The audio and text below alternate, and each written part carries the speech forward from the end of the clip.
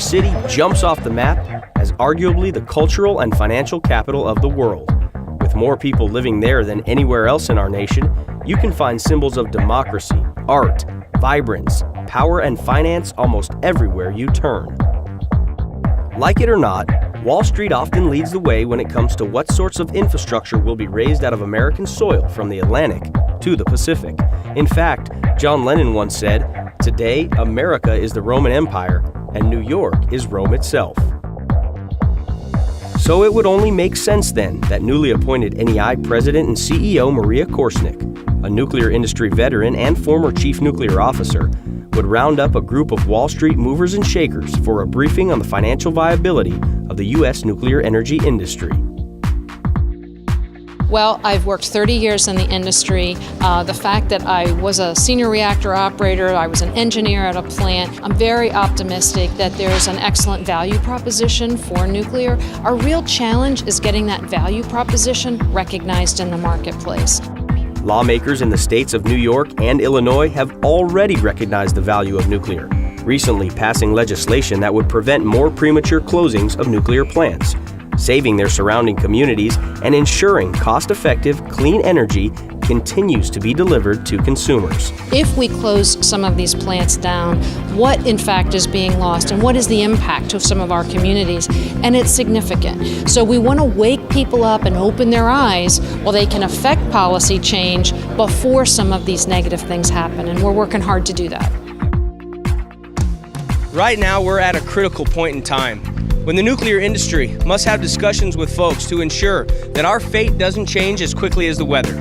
And just like the weather, particularly a snowstorm, nuclear has impacts on folks no matter which side of the political aisle they may reside. Nuclear enjoys bipartisan support. We just get it for different reasons. So we have some people that like us for the clean air value and the climate value, so we want to keep those players. We have some folks that maybe that's not as important to them, but jobs is very important. We're jobs, we're really important to infrastructure.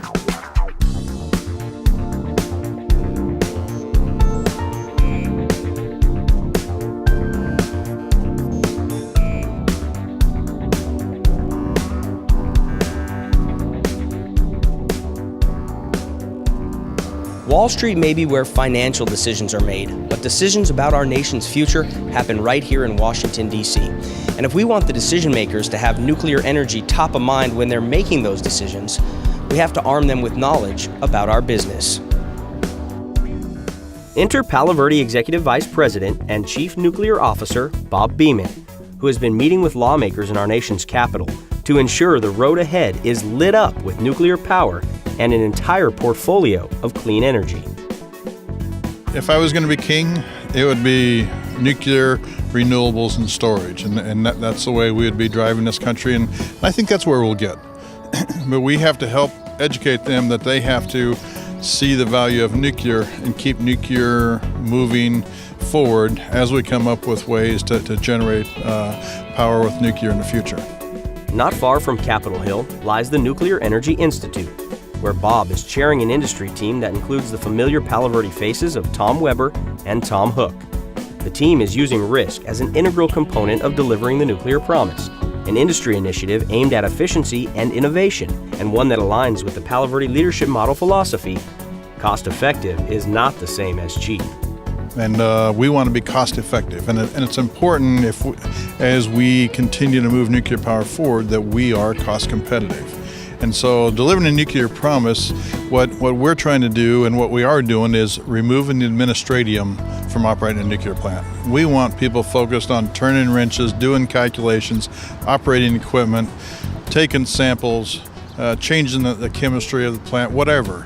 Bob says our instincts might take us to focus on the efficiency piece of delivering the nuclear promise and how sites are looking at reducing costs. And while that's an important component, it's not the only way to raise the value of our business.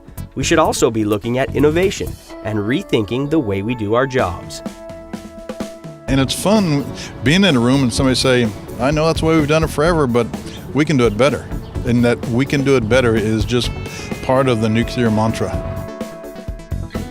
One thing most nuclear executives agree on is that we can all do a better job of being advocates for our industry, something longtime Washington-based APS Vice President of Federal Affairs Robbie Aiken does consistently with congressional representatives from the state of Arizona and beyond. Robbie is phenomenal, and having Robbie Aiken here, who understands what is going on in the Senate building right behind us or across the street, he understands what decisions they're making and helps us to provide them knowledge.